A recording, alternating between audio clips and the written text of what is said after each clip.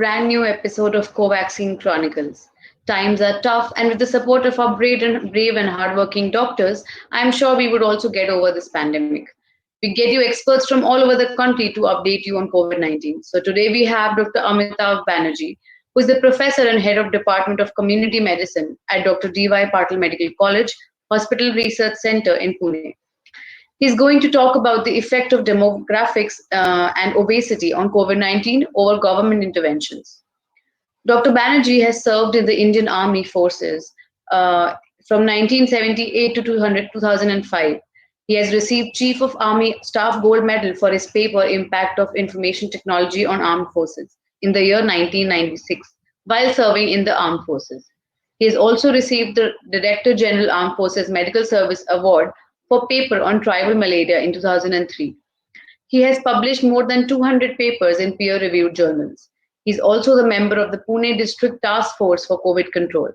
We are very excited to have you with us, sir. Welcome to DocPlexus.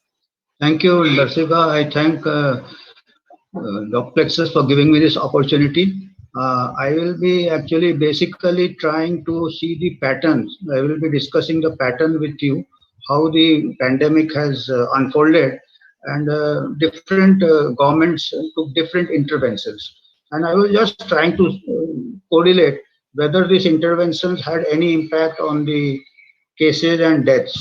So that would be the idea. Basically, it was exercise to generate critical thinking rather to give answers. So we will just to generate the critical thinking and identify areas of research, because this data is at a bird's eye view.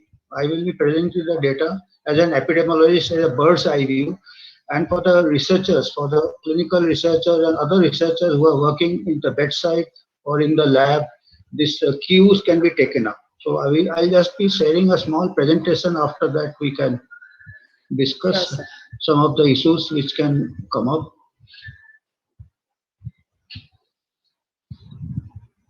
So this is as an epidemiologist, we just ask simple questions. Just what is the event? Just like investigation of any crime or anything. What is the event? What is the magnitude? How many people are getting affected? Who are getting affected? Whether the elderly are getting affected, or whether the people, a particular race is getting affected, or particular part of the globe. Where, when, and why? That is the place distribution. So this can give us some cues or some research questions. And then what can be done?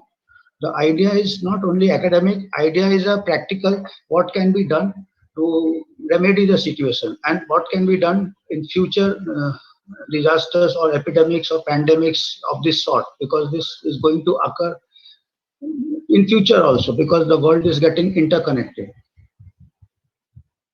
And what difficulties? Sometimes the intervention can lead to some difficulties. So this would be my scope of the presentation. So just rapidly, everybody is very aware of the sequence of events. The ground zero is the Wuhan seafood market, where they say there is an interface between animal and humans, and it is believed, this is the ground zero. It is believed that here the pandemic started when they jumped the species. But still we do not have which is the first patient. The zero patient we still do not know, and we leave it at here because there are certain other speculations whether it is a. But as on today, the consensus is that it is a, because as an more and more there is an interface between man and animal. As we are encroaching more on the, there is a ecological imbalance. We are encroaching on the space of the wildlife and other things. Then that's why in future also, as it is, as on today, 70% of the new emerging diseases are from animal origin. So this is not unusual that we get a COVID from an animal source. So anyway, we leave it here. That can be one of the questions. So we know that once the outbreak occurred in Hubei district, that is the Wuhan was in Hubei district, and the whole district was put under lockdown. And when the China did it, the whole world criticized China. Even the WHO said that lockdown is unprecedented and not a recommendation that WHO has made. And legal aspects said this would be unconstitutional in a democracy and authoritarian and unscientific. So these were the words used when China imposed lockdown in one district.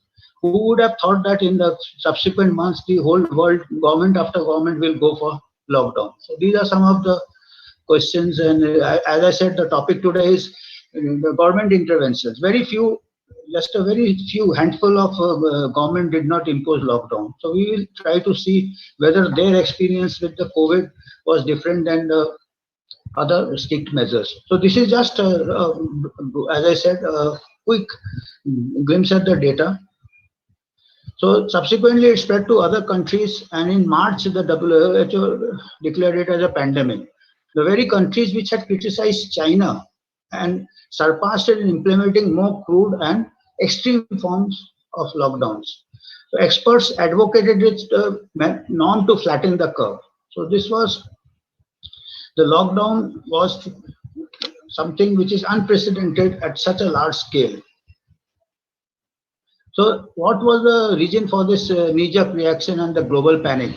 The lethality of the virus was overestimated, causing panic and knee-jerk reaction, because the earlier SARS were very, very lethal. The SARS-1 or the MERS, they had almost 20% or 25% fatality rate. And those viruses with a high fatality rate usually do not travel very far, because they kill the patient, they die with the virus, dies with the patients, or the patient gets isolated because of severe symptoms.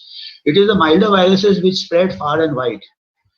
And so that fear was that it is from the same family, SARS, so it may be very lethal. And the Lancet in the early March suggested the case fatality rate can be 20%, because they took the case fatality from the hospital admitted cases, particularly in Italy. Most of the patients were very sick and very old. Median age of fatality was 80 years in Italy. And they used this distorted denominator and this rate to calculate the projections and use the mathematical models to project it to the whole world. And then subsequent studies found out that most of the population were asymptomatic. Most of the population who got affected were asymptomatic and in the community, which increased the denominator. And the subsequent, as on today, the WHO and CDC cite the case fatality rate. It is rather not the case fatality rate, it is the infection fatality rate. That you encounter the virus, the infection fatality rate has been refined as 0.3%. So there is a large difference, but this initial panic persists. It's a very lethal. So the virus hit the ground. Thailand, the first country, China, virus spread did not have much of an impact. We will see subsequently when we compare the demographics that the Asian countries and the African countries had much lower fatalities than the European countries. So there the two factors come, the demographics as we discussed and the obesity. We have got comparative data of selected countries.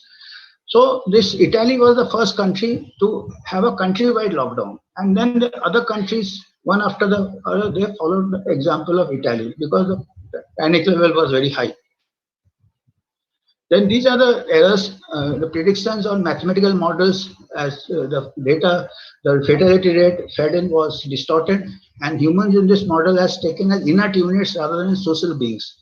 So this lockdown was based on a mathematical model developed by a high school student, that if you restrict the population movement, the outbreak will be controlled. But in real life, the humans are not inert units, they are social units. There is some, you cannot insulate the humans totally from the environment. So transmission is very difficult to check in this situation. Among this chaos and academic, scientific, government policies took shape in many countries. So these were the government interventions, and different governments, mostly they went for the repressive measures. Some governments did not go for repressive measures. So that is the idea, how they fared, whether it depended on government action or it depended on other factors. We will just try to see some data which gives us some idea. One cannot expect that we have all the answers. As I said, this gives the ideas which requires further exploration. Well, nothing in coronavirus as on today is certain. Everything is uncertain. We require further year. Then when you are in doubt, there is a precautionary principle that you have to err on the side of safety. Let the evidence come later, but according to it is perfectly justified to err on the side of safety. That is the mask, the social distancing, test, trace, and isolate and lockdowns. So this was a safety precaution. However, these measures should be reviewed periodically in light of emerging evidence. Because they had locked down the large population got locked down, but still we find a zero survey, the infection has spread in. So whether lockdown works or not, or because the collateral damage is very high. So we have to see these things. We have to weigh, because particularly in developing countries, the death rate from malnutrition, from other diseases are very high compared to coronavirus. So we have to see it is lives against life. It is not that livelihood, or basically you are trying to money, you are giving more value to money. It's not like that. In the poor country, it is a matter of survival. So we have to do research on that also, whether we are saving more lives or trying to save more lives. Other lives are being lost from other causes, collateral damage. Then the mask and social distancing and other, okay, we will advocate mask, but in the meantime, we have to see there are certain countries which do not have a mandate for mask, and we will see the data doesn't differ much. It depends on the geographical region where the country is situated, which again depends on the demographics and the body composition. And the test, trace, and isolate. These test, trace, and isolate are again an intervention which helps in the early phases of a disease before it takes roots. Once the community transmission is there, you cannot catch everyone, particularly in a disease like COVID, where 80% of cases or large number of cases are subclinical or asymptomatic. So you hardly get the tip of the iceberg by test, trace, isolate. It's a waste of resources. Initial stages you can, travel history you take, who have come, then their contacts when it is a beginning. And the test, trace, and isolate also will be very effective at the end stage when you are going for all-out eradication. Anyway, as on today, the medical consensus appears that they are going for all-out eradication, which again has to be, rethought. Whether are we doing more than we could bite when the disease is so widespread? Can we eradicate so fast? So these are some questions which will require answers in subsequent months. So anyway, that as on today, we are doing it depending on the because there's a regional, in a particular region, there are some places which are very isolated where you can control the disease, like most of the islands like New Zealand, Australia, even perhaps Sri Lanka. But when there is a lot of movements, there is a lot of porous borders, then this you have to see whether how practical it is. So anyway, we leave it here. So then, as I was saying, there are some exceptions, very few exceptions, because most of the countries went into a panic mode and they went for lockdown. But there are some countries in Europe, like Sweden and Belarus, they did not have lockdown, and they had no mask mandate also. It was left to the people. It was left to the people. They can use a mask if they want to. And they were educated about the hand washing, and they were educated about the social distancing, and told to wear a mask if they feel comfortable with it. Most of them must have complied, but one of the, I was listening to one of the talk shows, Sweden epidemiologist, he says that mask gives sometimes a false sense of security. They think that it's so protective and they don't maintain the social distance. So that is one reason. So anyway, so Sweden, and another very important thing in Sweden is Sweden kept the schools open. Throughout the pandemic, Sweden did not close the schools. And up to 16 years, they never closed the school at any time. And above 16 years, they closed it only for 3 months. So it never closed the schools. And the data from Sweden, they did not have any mortality in school children, firstly, and they did not have any excess transmission to adults, because this is one of the year which is touted that you close the school because children will pass it to the. There have been few studies which shows that children are not good transmitters to adults because their height is less, they don't transmit it to adults. Adults from their height, they transmit it down to the children. So this is, of course, as I said, many things are uncertain. 2-3 studies are there, one from Iceland, one from some other country on school, and some from Sweden. But as I said, more studies would be required for this. So this is again because now the schools are closed for more than a year, and this year again with uncertain future. So this requires urgent whether. Then Asia also in Japan did not have any lockdown, and that contact tracing is also not so aggressive as other countries. And another very, very peculiar thing about Japan, since we will be talking about the demographics. Demographic means the age of the population. Demographic means the occupation, the movement, the migration. Demographic means a lot of things, the gender distribution, the age distribution. So Japan, because one of the which is touted that the Western Hemisphere has a high mortality because they are very old people. But Japan is a paradox, because Japan is older than the Western countries. You will see the median age of Japan is even higher than the European or Western countries. and it has got a mortality much lower than many Asian countries. We will be showing the comparative figure. So Japan stands out, and what stands out in Japan is Japan obesity is like Asian countries. It is 1/3 of the Western countries. Like other Asian countries and African countries, most of the Asian African countries have having obesity rates 1/3 of the Western countries. So obesity is coming up as a important factor in predicting mortality from COVID. And there are some papers also. Earlier, there were papers on the association of obesity with the influenza virus. Now there are a number of papers. If you do a Google search, you will find a number of papers on COVID mortality with obesity. So the evidence is also there. And there is a physiological explanation also with obesity compromise the lung function. Firstly, directly it can be a contributor, and also obesity at a population level. You just see the obesity. Obesity can be a surrogate marker for other comorbidities. Like obese people are more likely to be hypertensive, obese people are more likely to be diabetics, and so on. So therefore, if you just have a population level data, this obesity level data I have taken subsequently, I will show you the tables from the WHO. There is a site where you can get a obesity and the BMI. I have taken the excess BMI above 25. So that's very authentic data is there on the overweight of different countries. So of course, other thing patterns who are affected, and with the as the pandemic unfolded, it was very clear that elderly people with comorbidities, uncontrolled hypertension, uncontrolled and renal disease, obesity. And a very peculiar thing is that you see these mostly in Western literature, they say that people above 70 have got a higher, people below 70 are having very low risk of dying from COVID. That is the Western literature. But if you see the Indian and Asian here, particularly Indian may bulk of the, firstly we have got a younger population, bulk of population, we have got that the economic boom that happened in the 80s. Lot of affluence came in the people who grew up in the 80s and 90s, and so they are almost their lifestyle and other things. The large number of obese people in the 45 to 60 years age group. The obesity has increased, and very old. India is a very paradox. Very old in India may be tougher than their counterparts in the West.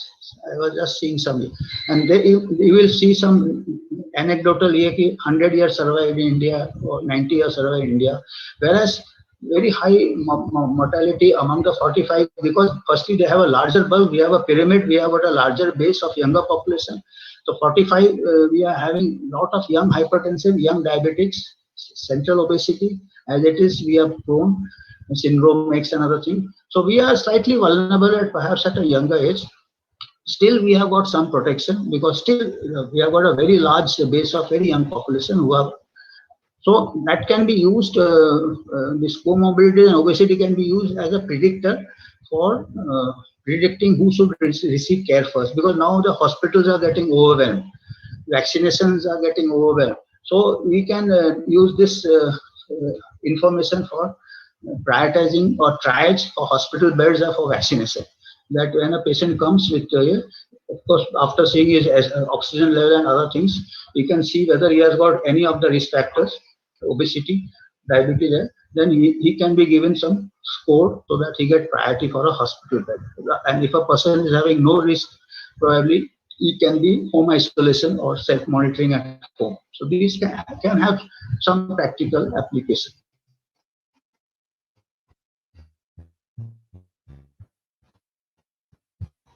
And these are the mild or asymptomatic. So young adults, we have to redefine in our year.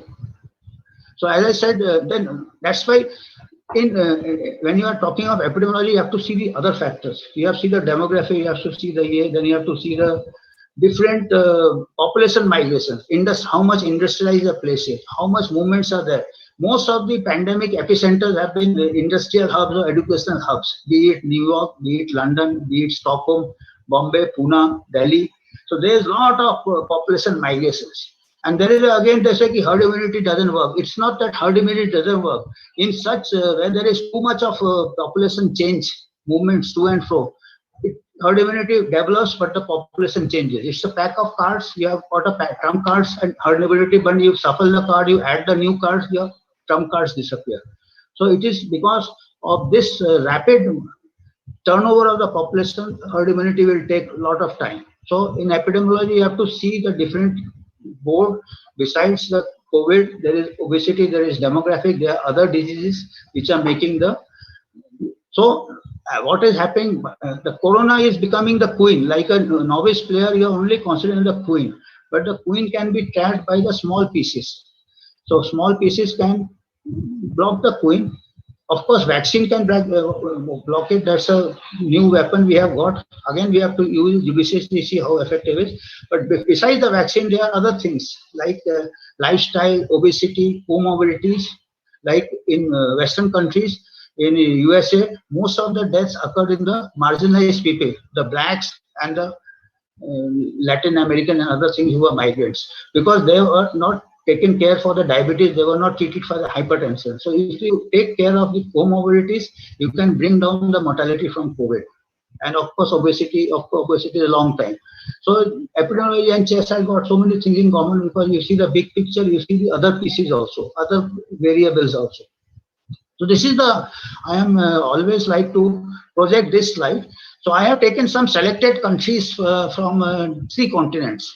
So I have taken few countries so that not to clutter the slide, but I give this exercise to my students wherever I address them, that you keep on plotting and making this type of tables for all the countries as much as you can. So I have taken few countries from the northern hemisphere, few from Asia, Asian countries and African countries. And I have tried to see the deaths per million because death is a more accurate figure and correlated with the median age and the overweight. So if you see the Western countries, USA, Spain, Sweden, they are all about around 40 years is the median age, except for Brazil. I have taken Brazil because Brazil is having a very tough time nowadays. It's a Latin American countries and it's a younger population. If you see, it's 31 years is the median age compared to the other Western countries. But it is like India, it is a growing economy. When the neo-rich people comes, there is a sudden increase in obesity, sudden change in lifestyle, sedentary, overindulgence. So this is something which have to keep time. This is again demography. What are how the way population changes, how the habit changes. So Brazil, if you see the obesity rate is almost 60, above 60 or near 60 in all the countries in the northern hemisphere, and the median age is 40. But for Brazil, and the deaths per million are in 4 digits, except for Belarus. Belarus and Sweden did not have a lockdown. Of course, Belarus perhaps may not be compared with other countries which, as I said, has got other industrial hubs or educational hubs. Those things also matter. You have to study that demographics also. What is whether it is industry is more, population movement is more.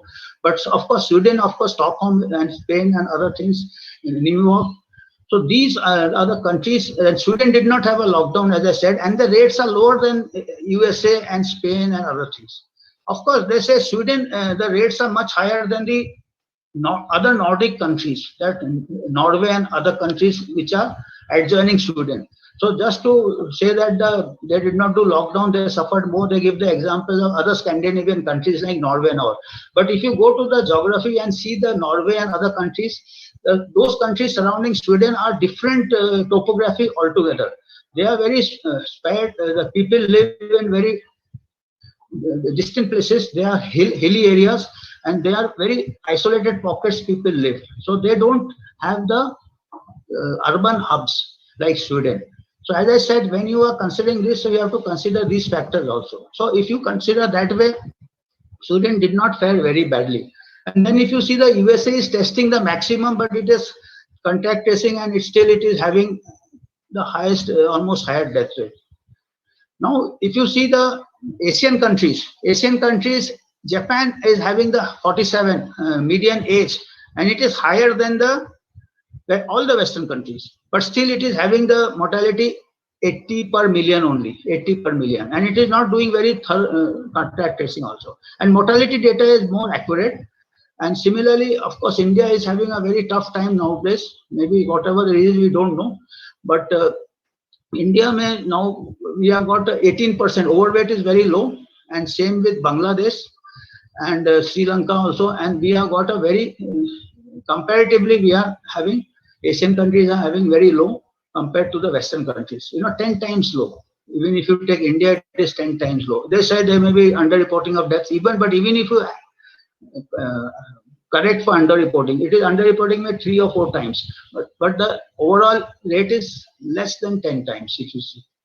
So, and then Africa is again very interesting because there are 2 countries in Africa which have got a very high obesity. Otherwise, I have taken Ethiopia and Kenya, which has got low obesity, low mortality. And Egypt and South Africa have got almost 60% and 54% obesity, and they are having the in the African countries they are having the higher rates. South Africa is again more industrialized than Egypt. So Egypt is having higher mortality, but not as much as South Africa, but definitely more than Ethiopia and Kenya. So there, obesity is one factor, and then there's a population density is more factor. So like Sweden, the population density is more than the other Scandinavian countries. So this I have taken for some countries, but it is very interesting if people can tabulate such data for other countries. So what it gives the Q key, definitely more than the age, Japan, as Japan proves the point, Brazil proves the point, because Brazil has got a younger age, but it has got a high obesity, and it may be almost like India. India is a very vast country. Actually, India has got a 130 crore population. Brazil has got 20 crore. So India may be having a America inside India. India may be having a Asia inside here. Because like in the first wave, it was the working class, the tenements, the slum people who had to work for the daily. They were affected, and they had antibody level 30-40%.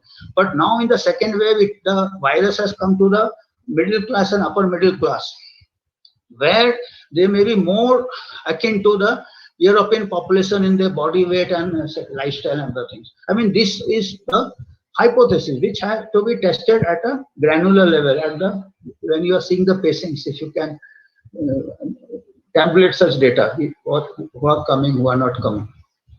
So another thing what I have done is, like, I have adjusted for the population strength. Everywhere it is in the headlines now, India is leading highest number of cases. Many European countries are banning flights from India. So I said, let us convert it, like India has got a population of 130 crores. USA has got 1/4 the population. Brazil has got 116 population, that type. So I have multiplied it by the number of population factors. I have multiplied it by, like Brazil has got 6 times population.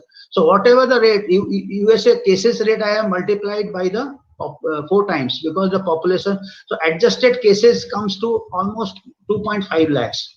And the deaths, adjusted deaths is more than India, 3,584.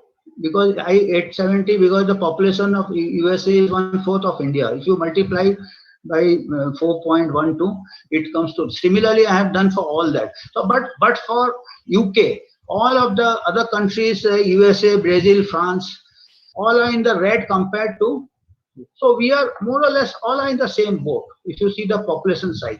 And this is this is now we are having the second wave. India is having going to the peak very high. It never had first wave like that. And these people have come down. These countries have come down from the peak. Once they have come down for the peak, if you adjust for the population size, they are, as on today, also more or less most of the countries are on par. Western countries are on par as on today. This is the yesterday's data. As on today, they are more or less, except for UK. UK is compared to UK and Israel. Israel is just less than 1 crore population. UK population is 6 crore. So they have vaccinated almost 50% or almost, I think, 4 crores or 60% of the population they are vaccinated. They could do it because the population is small size. We have got a population of 130 crores. And the infection is spreading so fast that vaccination may not be able to catch up with the way the infection is spreading. So, these are matters of logistics. And I mean, nothing to be, we are not able, and every day there is criticism. It's just a phenomena, government action or no government action, these are natural phenomena. So, which just plays out. And these other countries, UK is a small country, but USA and Brazil, of course, Brazil is having a very tough time. It has got, and then of course other factors like mutation and other things have come, which has complicated the picture. But others like Germany is always praised. Merkel ka photo comes in the Time magazine and she is praised. But Germany is just neck to neck with India as on today. Again, population is 8 crore or something, and still they are finding it tough. And they have got so much resources, so much health services. Our doctor population is very, but our doctors are working very hard. And if you see the population size, I think we are doing as good as Germany. I mean, as on today, these are yesterday's figure, if you see. So they have got much rich countries, they have got better resources. So we are not doing badly. Only thing, we have got a very large country. We are overwhelmed by numbers. So this is, again, there is a concern that this wave is more lethal to children. So this is the data I have taken from the government of India side. So you see, this is the first wave and this is the second wave age-wise. So there is a marginal increase in the children affected. Only thing is that large number of people affected, so many children are coming in focus because we have got a large number of children, we have got a large population base. So children are coming more to the hospital, but overall the proportion of children coming remains the same. Only thing, overall cases are increased, children are more in the country, that way children. So if you take the rates, the children are just marginally more. So the children are not affected more, all are affected more. Children happen to be more in the country. So this is the children first wave and second wave. So there is only marginal. Of course, there is a little oxygen requirement has increased. Earlier, below 30 years, first wave 31% required, now 32% require oxygen. 30 to 40 years, there is no change. Shortness of breath, some 47, needing oxygen, seriousness of infection, 54.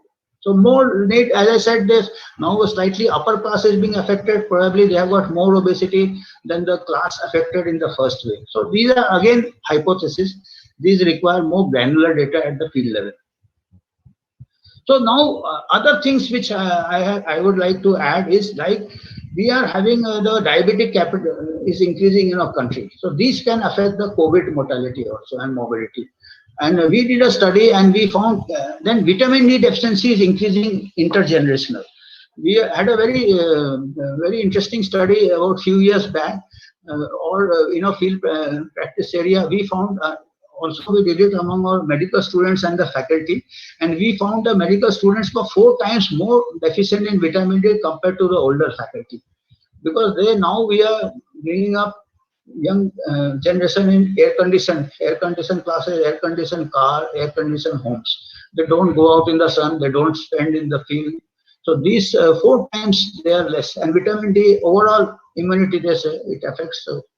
Then comorbidities, diabetes, we did a study in a rural field practice area. We found almost 9 to 10%, 35 to 40 years, we found diabetes. And this age group with 35 to 40 years, 50% of them are not aware of the diabetic status. It is during the survey they will identify the diabetics. So many times in COVID also, we don't know the comorbidity, that person may be having hidden comorbidity. So these are some of the things which is a cause of concern for us. And most one aware diabetes. Then risk factors for diabetes and NCDs, we did a study and found younger age group in both urban and rural areas having the higher waist circumference.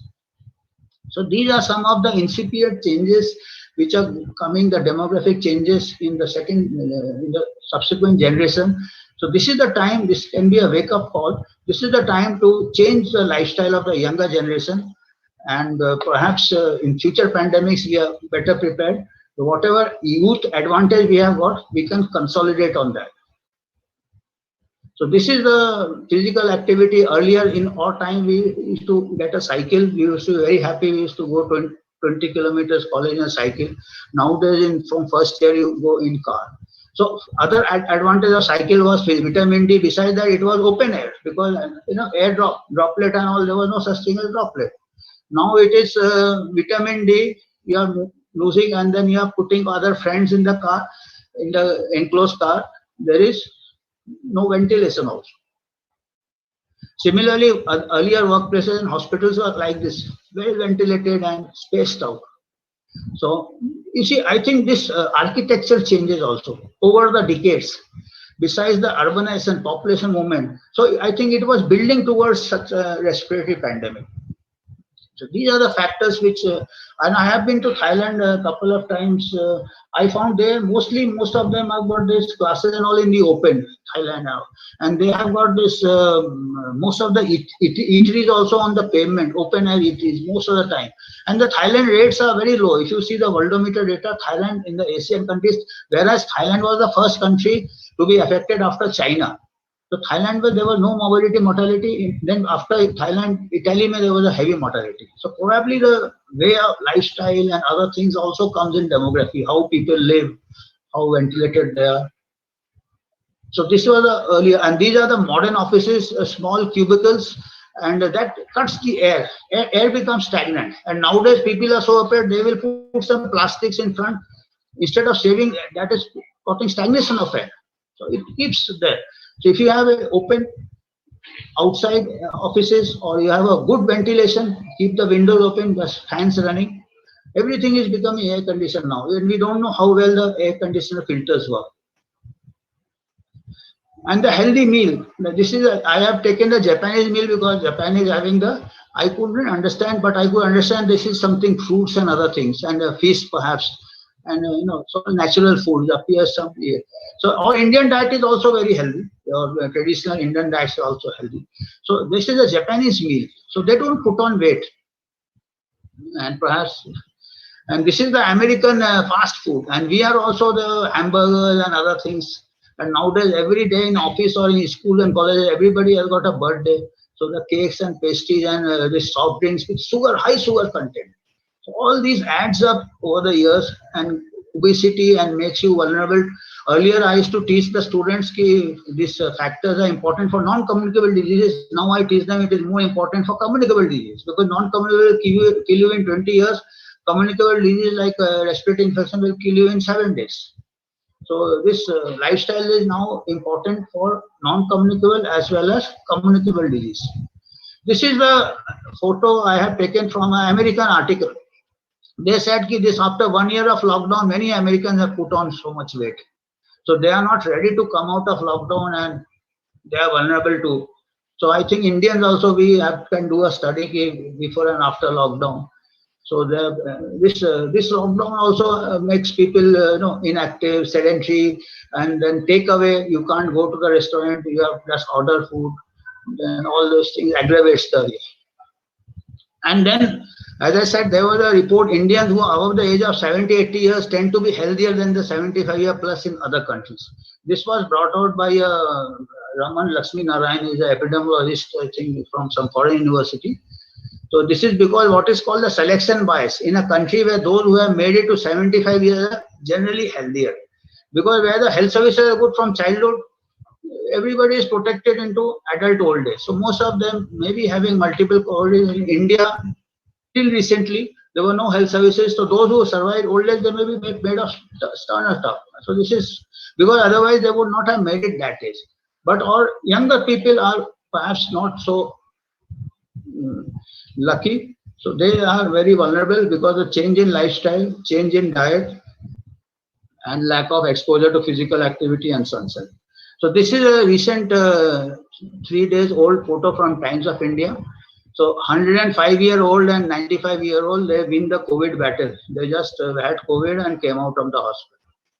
So this is just to show that the generation gap also, that all older generations are healthier. These again, these are anecdotal. So this I just one cannot. So these other demographic factors are the population density. That this is the first wave hit the lower social staging storm like Dharavi, and physical distancing impossible during. You can't have physical distancing in slum. You do a lockdown, people just are gathered together. So you are increasing the density in lockdown. Whereas without lockdown, they would have gone to the offices. So the offices and the workplaces, most may be doing casual labor outside. There must be plumber or carpenter working outside. They were more exposed to other people outside, or at least spaced out. But you do lockdown, you bring them together like a pack of cards.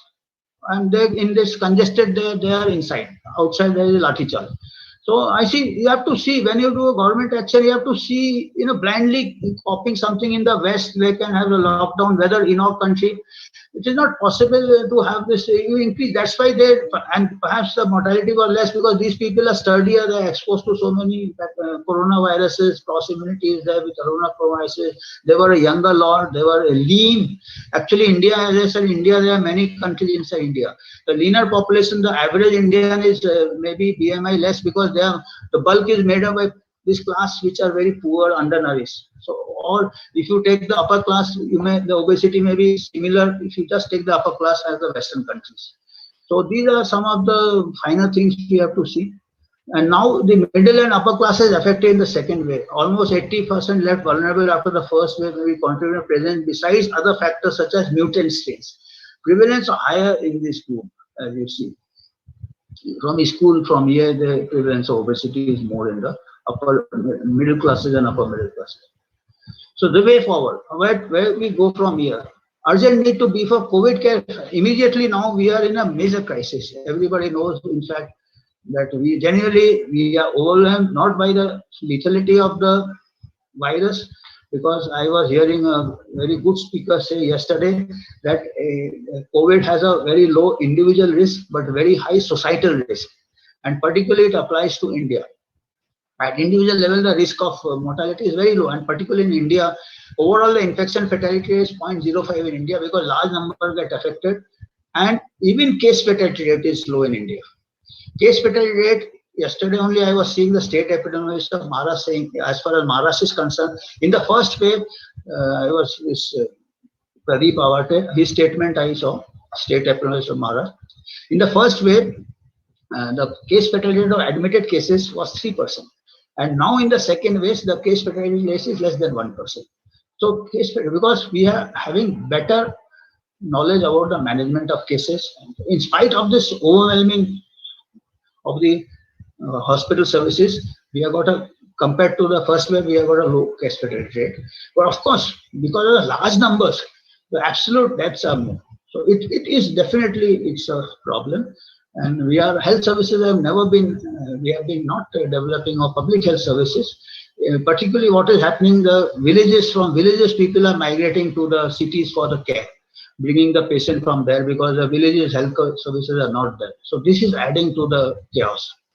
So urgent need to beef up COVID care facilities and meet the increasing oxygen demands, and high risk group is vaccination priority. May not be possible to vaccinate all at this stage because India is a population of 130 crores and above 18 also very large bulk. So better to at least, and the infection is spreading so fast that by the time you vaccinate, they will already have got natural infection, and natural infection gives better immunity than vaccine. I mean, this is a conventional teaching and this is a personal view.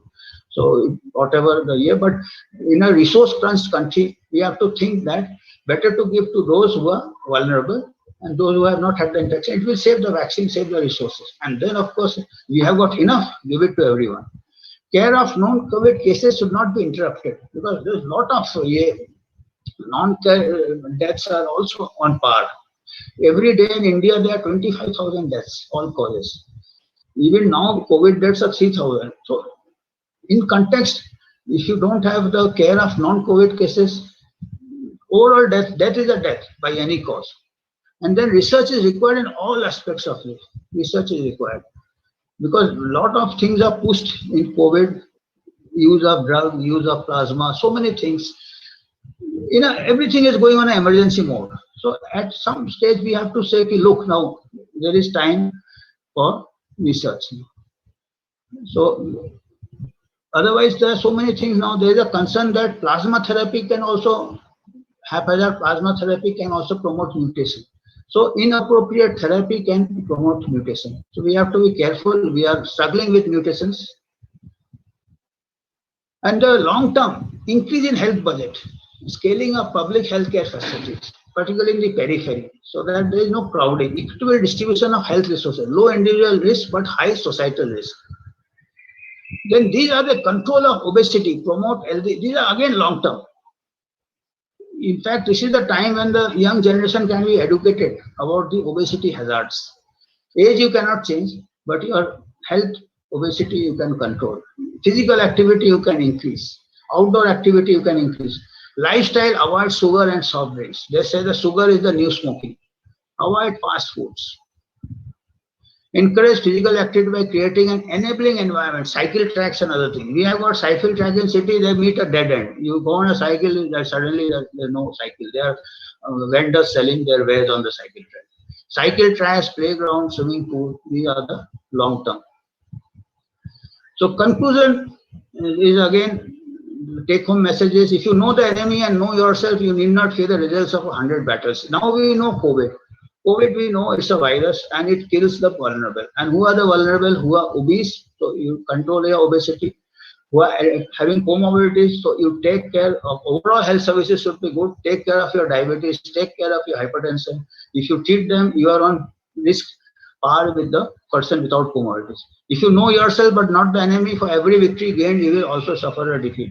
So if you know yourself, you are taking care of community, but if you don't know the enemy, you don't know that it is spread by, say, droplet, or how it is spread by crowded. So for every year, you may also get infection. So if you know it, you take some precaution to avoid crowded places, go in the open rather than indoor. And if you neither know yourself nor your enemy, you will succumb in every battle, which perhaps happened in the beginning. Because beginning, even treatment enemy was not known. They used ventilators when it was not integrated. They caused more harm, and so many other things happened. And again, Hippocrates, this is the father of medicine. 2,500 years ago, he had summed it all, which applies today also. He said, Hippocrates on airs, waters, and places. Whenever he says, consider the seasons of the year and what effects each of them produces. So there is a seasonal. Every winter in the northern hemisphere, there is a wave of respiratory infections. In our country, the spring also there is a spring. There is a seasonal increase in respiratory infection. Health implications of the winds, the hot and the cold. So wind direction, that is ventilation. Qualities of water, rain and drought, each city unique setting. And most important, as we are saying, and even whether the inhabitants, the people were given to excess and passivity or to physical labor. We want physical activity. These things one ought to consider most attentively. So again, the teaching of a father of medicine still applies today in the 21st century. So these are some of the references. And these are some studies we did in our field practice area on vitamin D, on risk factors, and then this is on the. So I have finished here. So I am ready to. Any questions, any points from your side? Yes, sir. Hello. Yeah. So thank you, sir. I think it was a very eye-opening talk, even for us to watch the entire how the disease has progressed. We do have a couple of questions for you, so I'll just read them out. The first question is, what are your thoughts on possibility of airborne transmission of COVID-19? How will it affect the spread in population like India? Airborne transmission, I think recently there has been a lot of sort of a sensation that it spreads very far, droplet nuclei. Earlier they were saying it spreads just 2 feet, big droplets. Now they say they are small nuclei. Actually, it is not dichotomous. You know, all respiratory infections spread by both means, because it spreads by droplet also, and some of the particles are very small. It becomes a nuclei and carried away distance. So it happens with all infections spread by respiratory route. And the only solution is that you can't, to have good ventilation. They open, or if you have a room, you open all the windows, have good ventilation. So that is the answer, rather than only mask. And in fact, there is also here that these mutant strains, you have got mutation now, they adapted because you have put on mask, you have made a distance. So those original virus, those who could not go far, they got, like Darwin's law, they were survival of the fittest, they perished. So they got only selected who could have more wings and go far. So the virus also goes one step ahead than us. So best way is to, we also go farther from each other, but best is to have good ventilation. Awesome. Another question we have is, how do you think population density affects the spread in urban and rural areas, especially in India? Population density, as I gave the picture of a slum, you see, it's just not possible to have a social distancing in that population. So highly dense, what will happen? But the good thing is that it will have a very quick run through the population. Very dense population, it will run quick and stabilize faster also.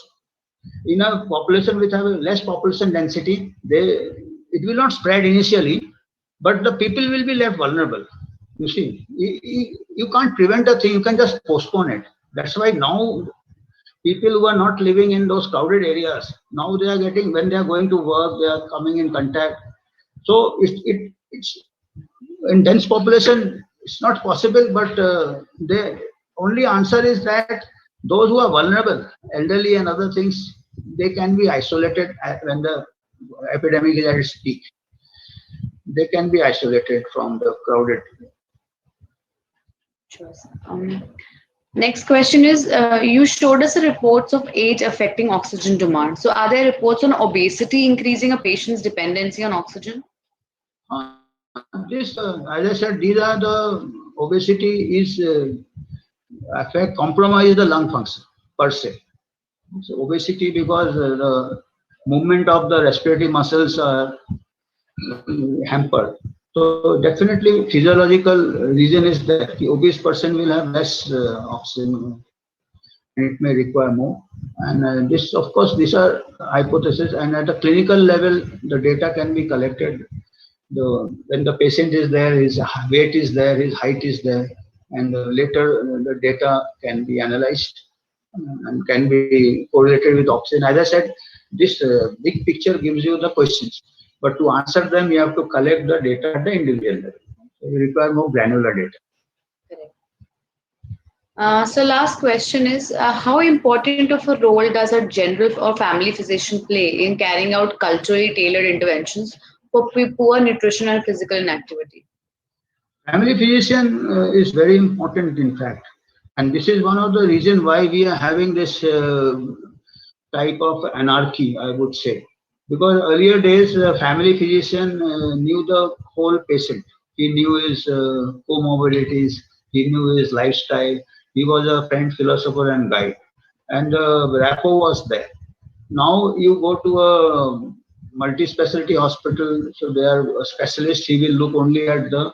You go to a for a respiratory only, you look only at the pulmonologist will look at you, and from you will go for an investigation.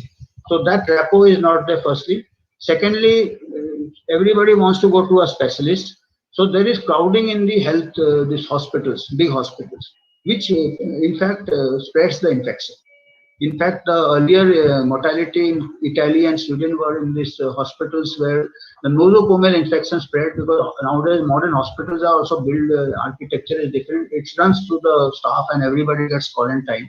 So the family physician was an anchor and he or she could take care and today I don't know if they can come back. In such pandemics, they can play a very important role because they are trained to handle the primary and secondary care. Only serious cases they can refer to hospital.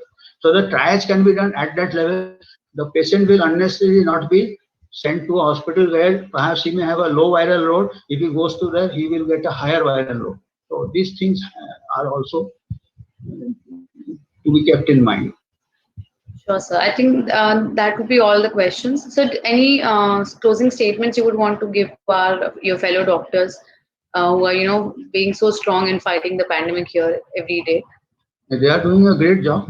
They are doing a great job, and I think from the whatever data I could present, they should do two things. That elderly are vulnerable, so elderly should be take care to avoid crowds, and if they have to meet someone, they should meet in the open. And secondly, they should, as doctors, they should encourage the young generation to healthy diet and physical activity after the pandemic is over. So they should always, when they young patients who come to them, they should always encourage the weight loss and by set by example also. And also they should take care, tell them to take care of all the comorbidities. That is the problem nowadays. As you said, earlier family physician to know all the comorbidities.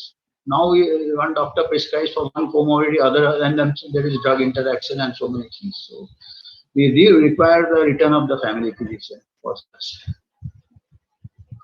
Sure, sir. I think thank you, sir, for your time. And I think we're very lucky to have experts like you on board with us. And thank you for talking to us about this pandemic situation. I'm sure our doctor community will be very thankful to you. Thank you. Thank you. I would also like to thank our viewers here in this tough time. You doctors are doing great job and you're supporting the country. You can always log into DocPlexus to have your daily dose of medical news, videos, and webinars, and keep yourself informed. Remembering that an informed clinician makes the best decisions. That will be all from my end. Thank you and take care. Thank you. Thank you so much. Thank you.